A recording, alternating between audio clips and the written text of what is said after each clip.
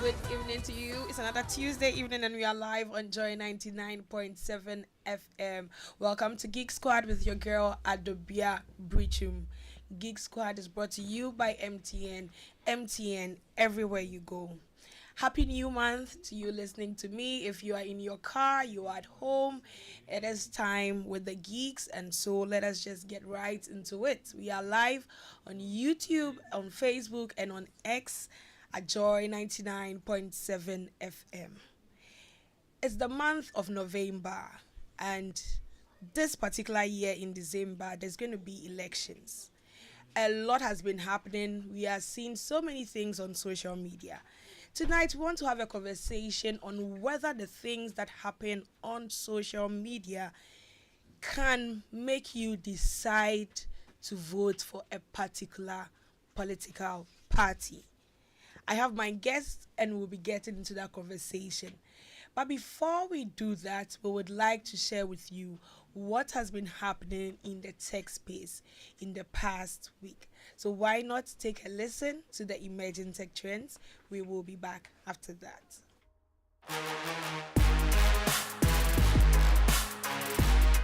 Hello and welcome to another exciting episode of Emerging Tech Trends on Joy Geek Squad.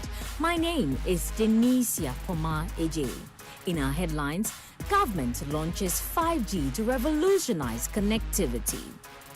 Also, Apple will let you share lost AirTag info with an airline. X is allowing people you've blocked to see your posts. And finally, Apple will let you upgrade to ChatGPT Plus right from settings in iOS 18.2. Let's settle for the details now. The government launched 5G internet in Accra on November 1, 2024. NextGen Infraco, the provider, aims to help Ghana benefit economically from this global transition. The company's MD promised the government's investment will bring financial and economic value, and that 5G will connect people across Ghana to new opportunities. Apple's Find My app in iOS 18.2 will allow users to temporarily share the location of a lost AirTag with an airline or trusted person. This feature aims to help airport staff locate missing luggage if the AirTag is nearby. The new Share Item Location option creates a shareable link not just for trusted contacts. X, formerly Twitter, has begun rolling out a controversial update to its blocking feature.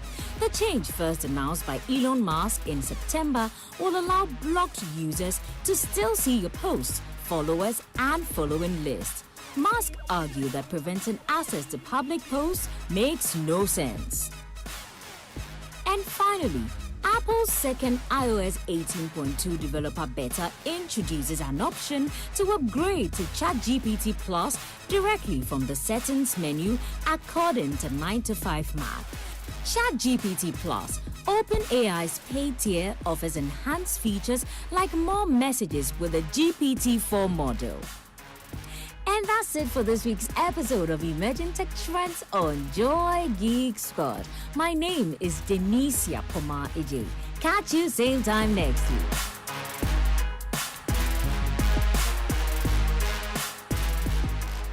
Welcome back. This is Geek Squad with your girl Adobea Biritwum. Before we went in to listen to the tech news, I mentioned that tonight we're going to have a conversation on what social media can do. Does it have any influence on elections? But before we get into our conversation, I'm just going to go ahead and introduce my guests. I have two gentlemen with me this evening.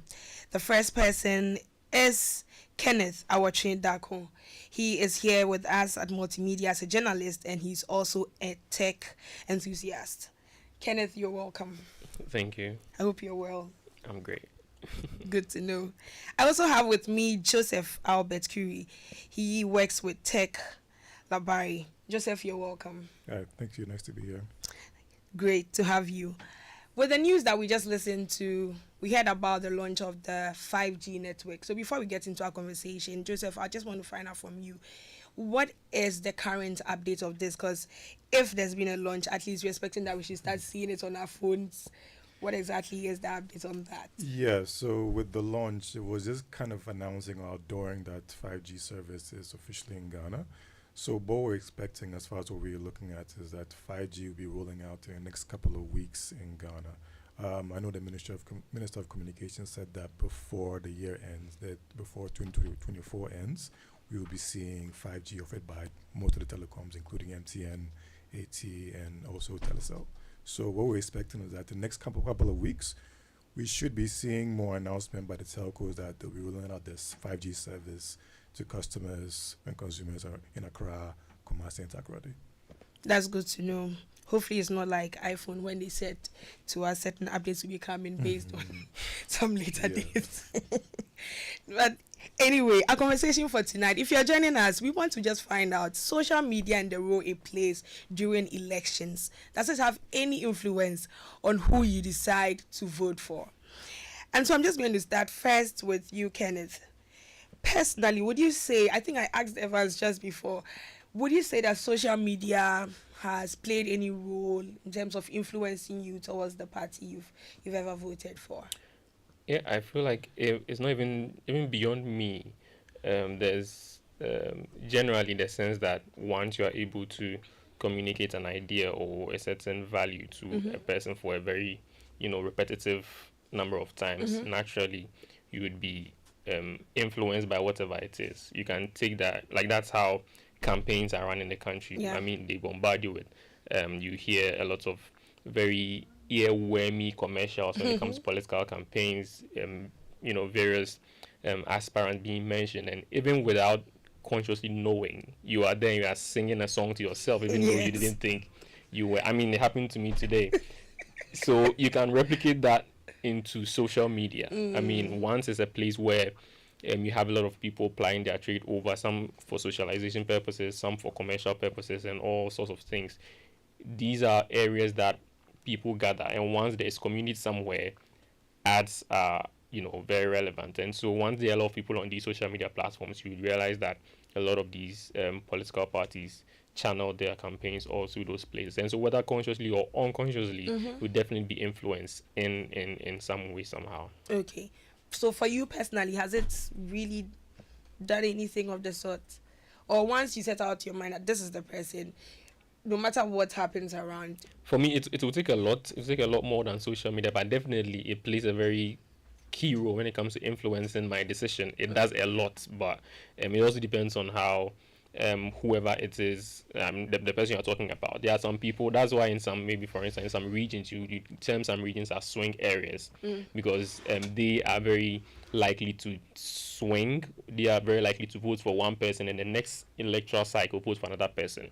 But there are some areas as well that you call them, like, they have the stronghold of certain parties, and so you know that this is the way that this community is going to go. It's the same thing applies to like human beings. We are just the same people, but on social media. And so if you are someone that has very disciplined characteristics in terms of the affiliation you have with any political party, once it plays out on social media, those same sentiments will reflect over there. Just that it's going to be more in your face than I get it what used you're to saying. be, so to speak. Yeah. Before I come to you, Joseph, for you listening to us, has there been any time at all that social media has played a role or influenced your decision when it came to an election? We'd like to hear from you. You can send us a message on the WhatsApp number 055 1111 997 055 1111 997. Per chance, did you make any decision towards election based on what you were seeing on social media? Joseph, I'm asking you this personally. Personally, for me, I'm a very type of voter who likes to know all the issues at hand and be more in depth. So for social media, I've been always looking at what political parties send out as far as information. So in this election, it's really coming down to what the policies are. So for me, as a social media user, I'm always looking at what are the both parties sending out in terms of policy. So do they have a website where they have their policies lined up? If they have infrastructure projects, do they have maybe updates as far as videos, pictures, things like that? So I'm always looking and see what has the party, or what are the party planning to do, what have they done, and that really influences my vote. Okay. So, based on what we've discussed so far, I would say that in our recent age and with everything that has been happening around, what would we say are some of the things that are really playing out when it comes to elections and how the political parties are just campaigning? I'll start first with you, Joseph. So I think right now, if you look at the sentiment across the country, I think most things that play out currently are the economy, infrastructure like roads, hospitals, and things like that. So I think what people are looking at is which political party is really throwing out policies which would benefit them in terms of employment, in terms of if their roads or infrastructure are being built well in their communities. So you can see a lot of campaigns around policies like, if you look at the NEC, they're saying 24-hour economy, which is more focused on jobs. If you look at the NPP, they're saying digitization, which is more about employment in terms of technology and things like that. So most of the parties are playing for that. So you can see on most social media ads, you're seeing most of these campaigns geared or pushing ads towards those issues at hand. That's true. So, in the past, I'll come to you, Kenneth. In the past, will we say that we've seen any such influence on social media? One example that comes to mind is when Nana Addo drank Calipo at some point and it was like all over the place. Yeah. So, what will we say social media does, especially in these times? So for I mean, going back to maybe 2020, I think there were some instances where social media played a very huge role in influencing the way people vote and or influencing somehow some people saw certain candidates. Like you're talking about the Calipo issue with President Akufo-Addo. It was a viral thing that was all over the place, and it was a very, I mean, it really stood out because of I mean, even if you see the picture that was like that started the trend, you'd realize like it was a very, I don't know how to put it, but it's very interesting. Yeah. And the face, and you know how memes work. I mean, I think that was the time where memes were becoming big in Ghana. Yeah. Because if you look at like the position that he was in at the time and how the picture was taken, like it's quite funny, but the fact that it's able to go viral with a face on it alone makes it a big sell, even without the party putting in any budget to sell it. Like people, individuals were rather sending it around. And imagine that you are the person contesting against this candidate, and you have invested a lot in putting up flyers on walls and all those things, and then you see on your phone, anytime you turn on your phone, you see someone using that picture. Maybe the person might be using it as a meme to maybe respond to a certain comment that someone made, but in a way you have seen the person's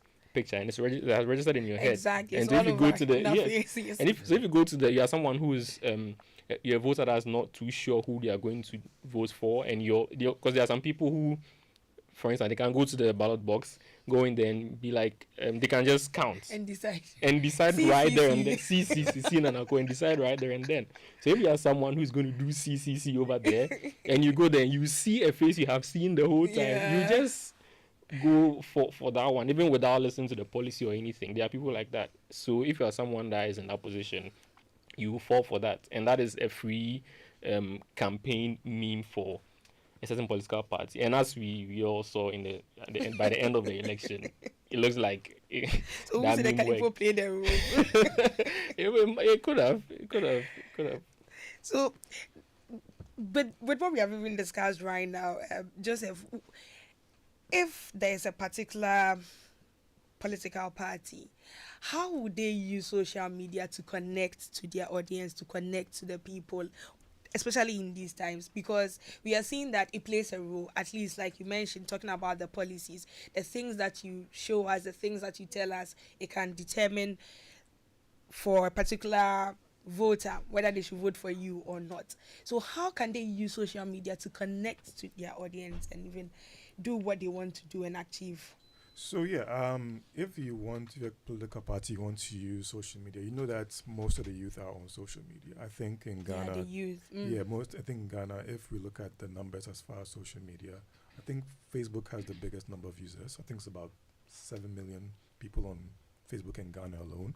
So if you're trying to kind of captivate or capture the audience, you're probably going to be more on that platform because it covers more of the length and breadth of Ghana. So you're probably going to put out maybe videos pitching your policy, whether it's employment, infrastructure, you're going to go on there. So if you're trying to use social media, you have to use which platform you want to use.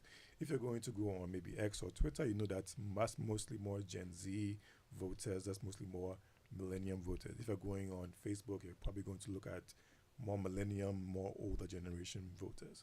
So you need to kind of look at which platform works best for you. If you're capturing Gen Z voters, you have to use a lot of video. You have to use a lot of pictures to actually pitch your message. As you were saying about the viral memes and things, that's what you want to do. If you're using Facebook, you're trying to maybe put out video, live events from your campaign ground to show people what you're doing on the ground, or you want to use more pictures to showcase your projects you're building on, things like that. So if you're going to use social media, you need to know which age range or which type of voter you want to get, whether it's young people or more older people. It's good that you've mentioned this. So considering what has even been shared by Joseph right now, will we say that there's a particular social media platform that can influence the youth, not necessarily the youth, but the population when it comes to election? Will we say there's a particular one, considering the numbers, if that's the attention? So if you look at the what you describe as the youthful population in Ghana, for instance, between 18 and 35, there are very different categorizations of youth in there alone. He talked about Facebook, which has a lot of the millennials and a little above the millennials. Yes. On Facebook, that is where you find that demographic. You just find some bits of the Gen Zs in there. Some Gen Zs, you ask them what Facebook is, they don't even want to associate themselves with the platform. They'd rather do TikTok or Twitter, and then that's it. So I think every audience or every generation has the platform that's tailored for them specifically. So like you're saying, millennials, a little above millennials, are on Facebook. On Twitter, you'd find some Gen Zs and millennials on Twitter as well. And then there's TikTok. I mean, America is voting today. Yeah. Some people have described this specific election in the US as a TikTok election. For one reason, because this is the era where politicians or very high figures on the leadership ladder have gone down to engage content creators to help them propagate their message. And it has never been a thing before. I mean, we know over the past election cycles, the US has engaged celebrities and all sorts of people, but the category of influencers and content creators has never been in the conversation.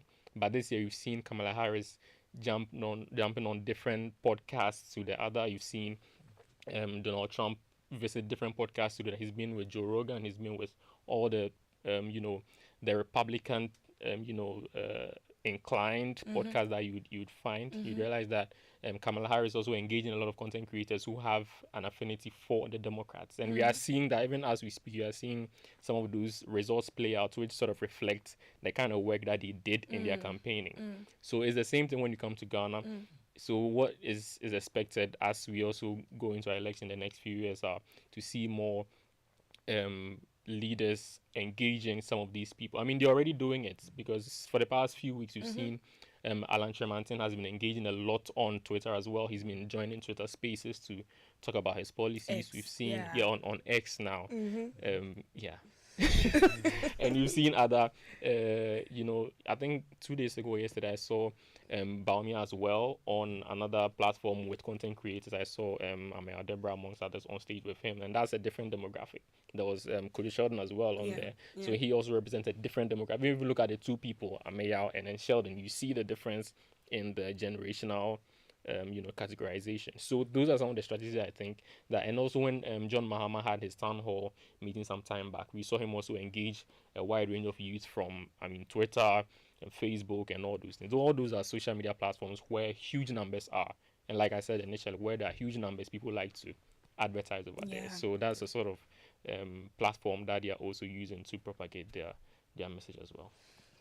I mean, looking at what technology is doing and social media and the role that it plays definitely is something that the political parties would have to make good use of. But with all the discussions that we have had, the question now will be the information that people find online. How would they be able to check if it is legit or not? because now there is deepfake. I think it was just yesterday. I was so shocked when I saw a video, and the video was about someone who had gone for auditions for either AGT or so. And from the video, you could tell that the person singing was AI generated. But people were actually giving comments.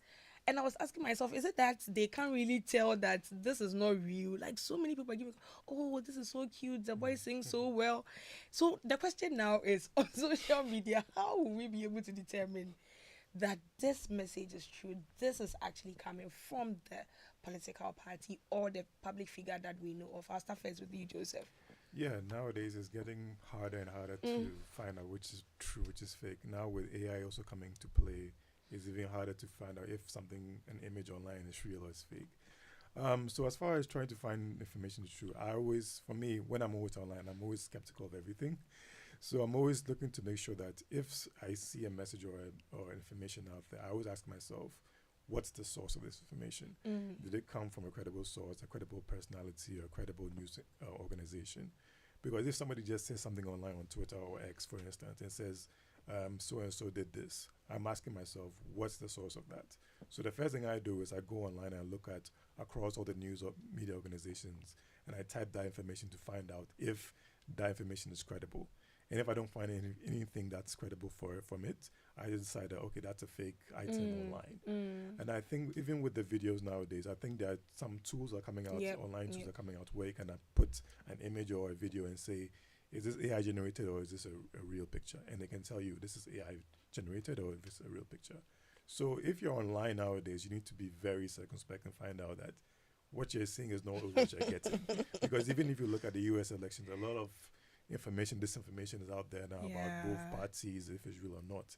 And people are getting very confused. So if you're on X, for instance, a lot of information that's not true. Same with Facebook and other information. So you always have to be very discerning. And especially in election years, for our election year, as we're getting closer and closer to the days, a lot of information going to come out which is not true. So especially on WhatsApp as well. WhatsApp can be sometimes we forget about WhatsApp. WhatsApp can be another really what you call it, conveyor of fake information. Lots of people will be sending messages in groups saying that this and that. So you have to be very, very careful. Just don't spread or send information about certain things if you don't know where the source of it is coming from. So that's how I always say, make sure that what you see, fact check it against, like maybe on Joy Online or other media organizations, if this is true or not. If it's not, don't press resend, don't retweet, don't repost, don't do things like that. You don't have to do things like that without fact checking. It's very important. We're having a conversation on how social media can influence voting, especially because we are in an election year. I'm going to come to you, Kenneth, on the same question. How can people verify on social media that the information, I mean, you're a journalist. Yeah. How can people just check these? So I was going to mention a few things that Joseph already touched on as well. But for someone in the media space, right? I mean, it's very encouraging how far technology has gone. Yeah. I mean, it has sort of democratized the information dissemination system. I mean, everyone with a smartphone can basically be a news. I tell you that we had that newsmaker. conversation before. They will not even edit. All you know is they are just sending it. This has happened. Exactly, and that ensures that news travels very fast, which is sometimes a good thing because in emergency cases, for instance, if like there's a flood somewhere or there's a hurricane going on somewhere, you can easily disseminate the information that, okay, this is happening here, so beware or take shelter or whatever, all of those things.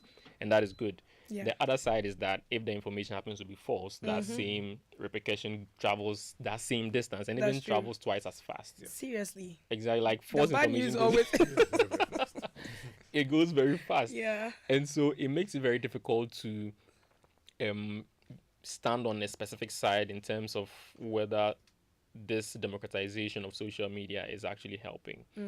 But with these challenges come opportunities.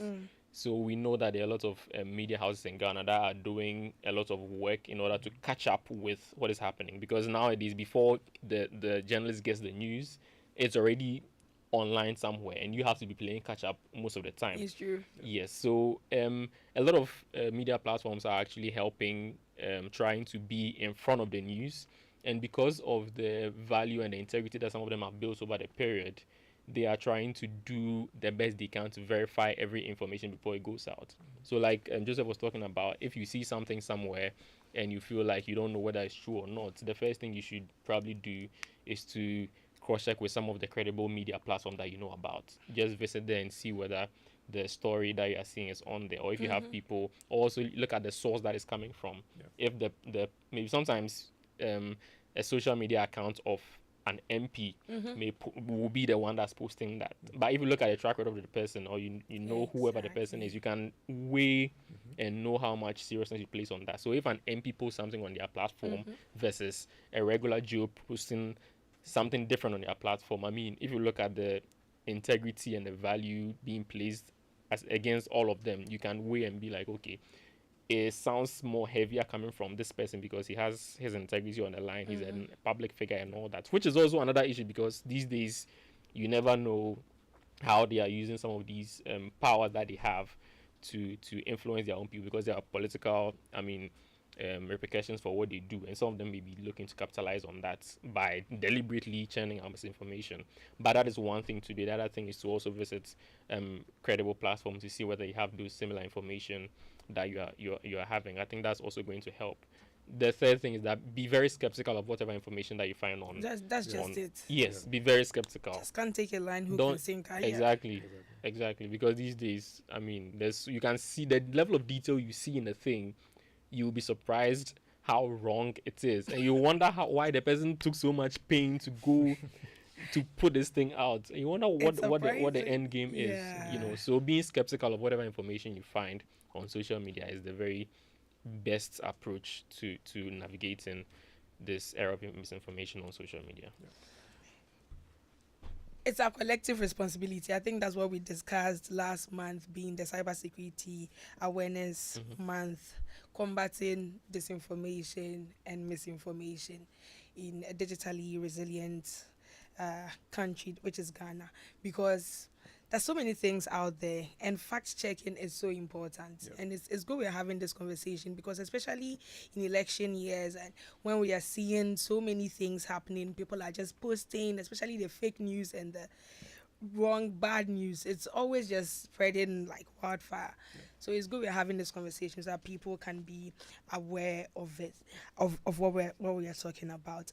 So you mentioned something about influencers earlier, Kenneth, and I think I would just want us to talk a bit about that and the role they have in swaying votes. Because if someone is an influencer and they've been hired by any of the political parties, especially on social media, do they even stand a chance of being able to sway people towards who they are campaigning for?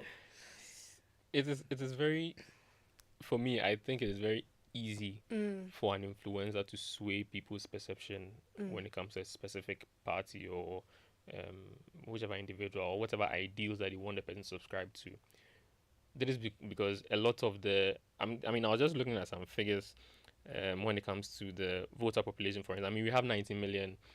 When it comes to the provisional voter register, we have about 19 million names on the list. Out of that 19, we are looking at the fact that at least 2 million of them are going to be Gen Zs. So if you have this thing in mind and you know about the fact that a lot of these Gen Zs follow, not even follow, idolize influencers. They idolize influencers. And anything that they say go. If you go on Snapchat or you go on Twitter, you'd see some of the, like a giveaway, or there are some influencers that will post that, okay, they are doing this sale at this shop, and just drop the address, and you know that in 2 hours the place is packed full of ladies coming to get their wig, full of guys coming to get like a game or something. It is that serious. People idolize influencers more than we imagine. So and this is the stage where a lot of young people are forming their political perceptions. That's when they're in the building stage of what they may later be termed as strong party persons or a foot soldier of this party. I mean, that's the time they are also getting exposed to these things, and their point of, or their window of entry, are some of these influencers. And so they are playing a very crucial part when it comes, especially this election that's coming. They are playing a very crucial part that nobody's really looking at. Like, we feel like it's just another day in the office, but it's something that's very important that must be looked at. So in terms of engaging some of these content creators when it comes to this political space, we must understand that some of them have the capacity to do that. Some of them just have the numbers to do what they're doing, and that is a good thing. I mean, Yeah. people want numbers. That's what votes are about, Yeah, numbers. numbers. But beyond the numbers, the person that you're engaging today, they should be able to communicate the message in a very clear manner, because a lot of them sometimes do go on the fringes a bit when it comes to the issues. I mean, people would enjoy the fun of it, but unfortunately, elections are not any like mean business. It's not a child's play. Yeah. So maybe more training. I feel like there should be more training that goes into the engagement of some of these people. I mean, not just engage them or give them your policies to go and trumpet or anything. You can also take them into a very stringent training process to at least help the general public or that youth coming up to understand that voting for this person means this and this and this and doesn't mean any other, so that they are able to make informed choices, because it's a very delicate window when it Yeah. comes to the entrance of these young people in the political space. And ideally that shouldn't have been the case, but this is where we find ourselves. It's true. But so we have to find a way to manage it. Some of them will be voting for the first time. Yeah. Anyway. I saw that you were really in agreement with what Kenneth was saying, Joseph. Is there anything you like to add? Yeah, as Ken was saying, yes, influencers play a very big deal. They have a large following, and they have a lot of followers who are very young, as they say, Gen Z. Some Gen Zs are voting for the first time this year. So if that is their first introduction to politics, and now they have an influencer saying, "I'm going for Party A or Party B, and this is why I'm going for it," they could sway those undecided voters to go for that specific party. But there are some people, but there are some influencers where that they are always aligned to a specific party. So some people are more discerning, so they say, "Okay, I know where we are going this because you are part of this party." But yes, I think influencers can definitely sway the Gen Z vote. But again, Ghana is it's a very big country. We have different age groups and different people voting for different reasons. That's so true. We're having a conversation on the role of social media when it comes to elections, how it can influence people's choices. This is Geek Squad with your girl Adobea Biritwum. Geek Squad is brought to you by MTN. MTN, everywhere you go. Now we all have those days when you are low on everything: energy, time, cash, and even airtime and data. Well, that's why MTN Extra Time is an airtime and data advance service that allows you to make calls or browse the internet even when you have insufficient balance. All you have to do is to dial *506#. *506#, go through the prompts and select the amount of airtime or data you need. It's more than simple. Doing your favorite things on MTN means you don't get interrupted even when you are low on airtime or data. Please remember, all terms and conditions apply.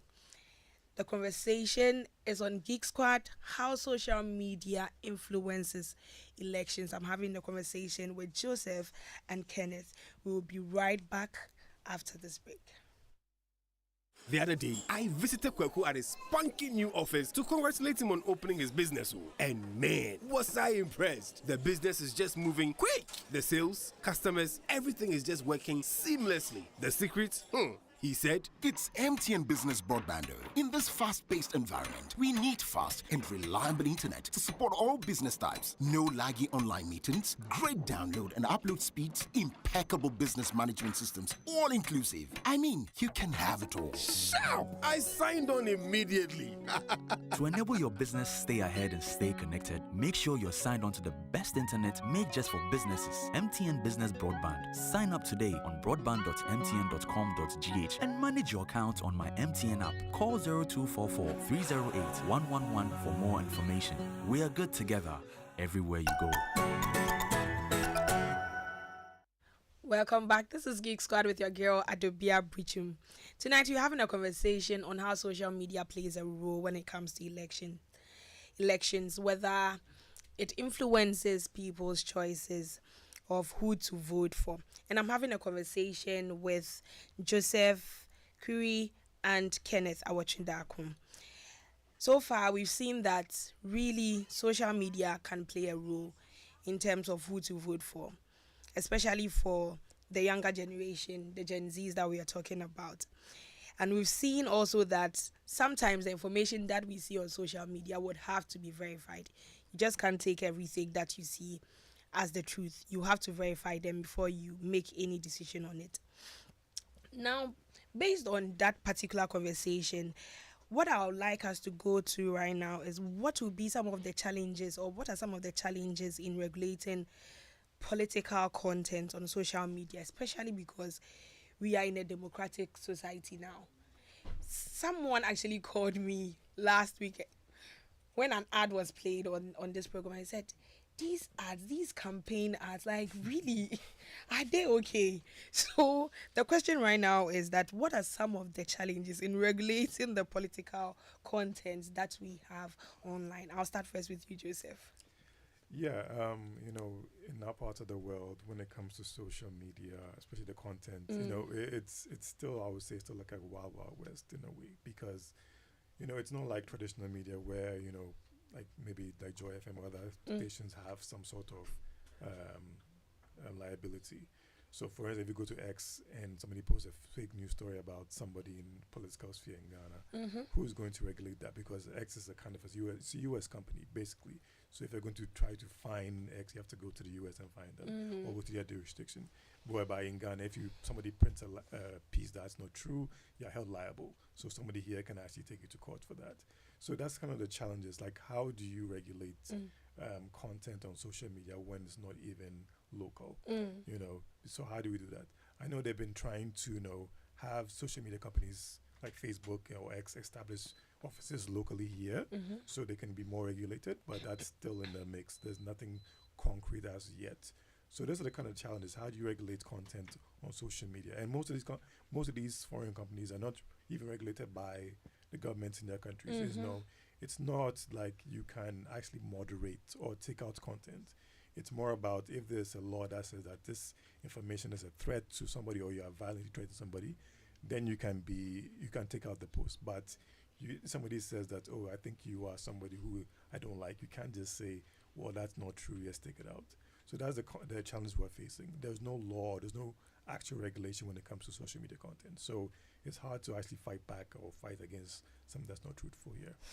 I think I think what I have to say is around the same line. Just that I'm coming from the point of every country has their constitution, and every social media platform also has its own terms and conditions. Yeah, that's true. There are very many instances where you'd find that issues have come up, and then they go deep into the details, and you realize that there is a huge difference between what the conditions and terms of the platform say versus what transpired and how it relates to the constitution of the state. And so a lot of the time people are finding gray areas when it comes to trying to regulate some of these platforms, or trying to find a level ground for the two sides to coexist. That becomes a problem, and a lot of the time that's where a lot of people have found an opening into getting away with some of the things that they perpetrate on the platform. Sometimes you realize that someone says something and it's very inflammatory towards a certain minority group, or a certain tribe, or a certain community, but it is very hard to go clearly and be like, okay, you've flouted this rule, because also the constitution grants free speech, and so the person on one hand has the right to say whatever they want. So who are you to come and tell me that I should say this way or that way when I also have my rights? Stick to yours and keep whatever you have to yourself. But that also makes it very difficult for there to be some sort of check when it comes to the utterances of persons when it comes to the political space. And so that's why a lot of the time you find people do all sorts of things and get away with it, because the law doesn't give you any right to go against what the person is saying.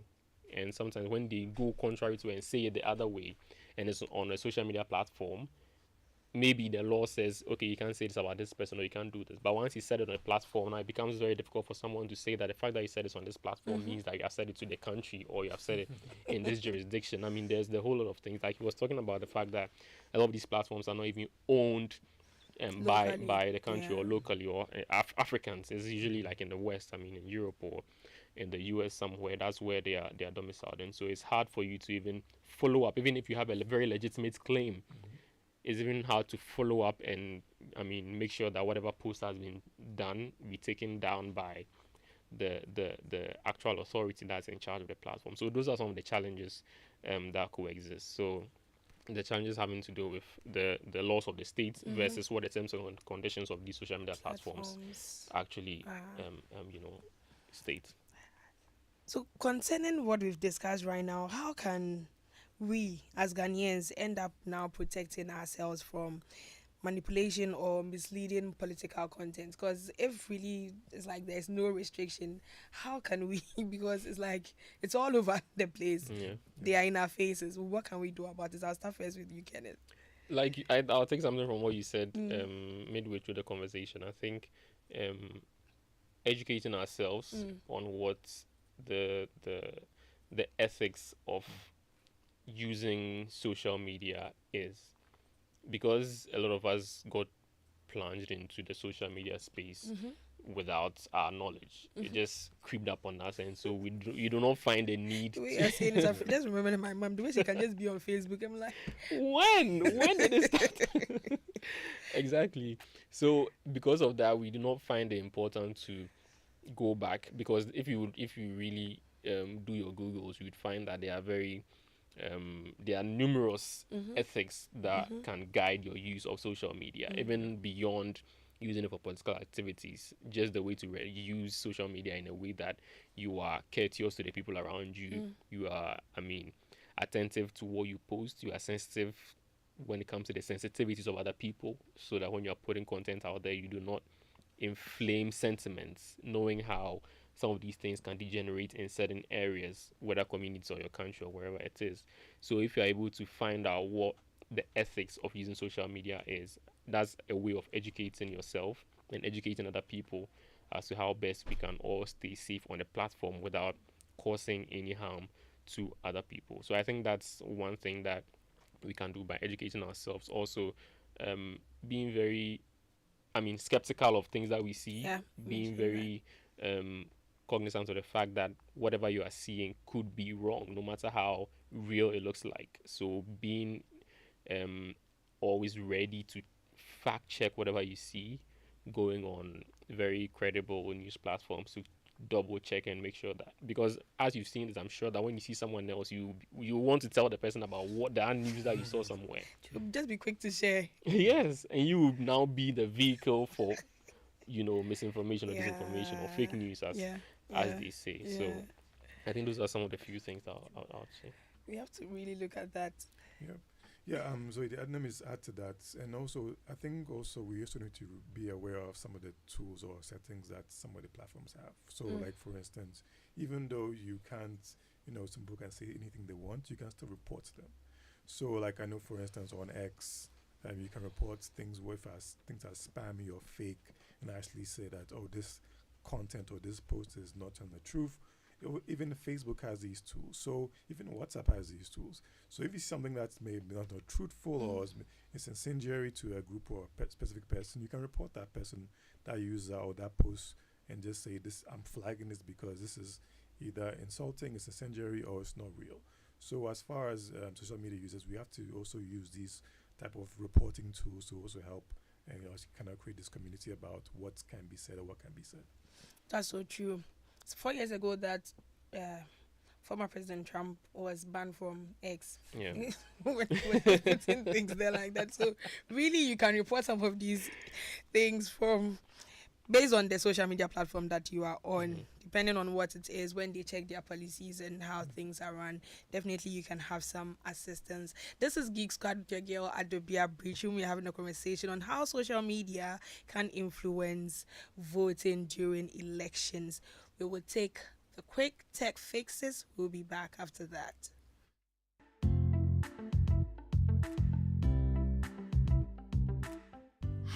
everyone. My name is Michelle Lajakum, and I bring you some tech quick fixes and tips right here on Joy Geek Squad. Want to give your iPhone a personal touch? Well, with iOS 18, you can easily change the color of your app icons in just a few steps. Here's how to get started. 1. Long press your home screen and tap Edit. Then select Customize. 2. A menu will pop up with options for light, dark, automatic, or tinted icon modes. 3. Use sliders to pick your desired color and adjust how light or dark you want your icons. 4. Try the Drooper tool to match your icons to your wallpaper. 5. If you want to go back to the original colors, simply switch back to light, dark, or automatic mode. It's a quick way to make your screen uniquely yours. Welcome back. This is Geek Squad with your girl Adobea Biritwum. Geek Squad is brought to you by MTN everywhere you go. Tonight our conversation has been on how social media can influence elections, how people can decide who to vote for based on what they are seeing on social media. And I've had a conversation, or I've been having a conversation with Kenneth Awotwe and Joseph Curry. So based on our conversation so far, I mean, Kenneth, if there's anything at all that you want someone to take out from this conversation, what would that be? So it's just a couple of weeks to the elections. This is the most crucial point as far as Ghana's democracy is concerned, and a lot of information is going to be going out from different quarters. It is our responsibility as individuals collectively to assess some of these things and make sure that we are cross-checking them before we send those information to other people who we feel are in interested parties. So basically, I'm just saying that don't trust anything you see on social media. Be very skeptical, and I mean that's the only way to go at this point, because there's not much you can do. AI is doing so much, you can't even be sure what you're seeing, and so don't take everything you see hook, line, and sinker. Be skeptical, ask more questions, and hopefully we become a more informed community going into the elections. I like that. Joseph, what should be the key takeout, and then afterwards you can add something about Tech Labari? Yeah, so as he said, a couple of weeks left to our elections. I know Americans are having their elections today. So, we're having ours in a couple of weeks in December. So, as far as he said, always be skeptical of what you're seeing, because a lot of information is going to come in between these election periods to try to dissuade you, or this information is going to come out. So just be more discerning, always catch up to more media platform to cross-check or fact-check things that are out there. And also just get ready to vote. I think voting is a very democratic thing.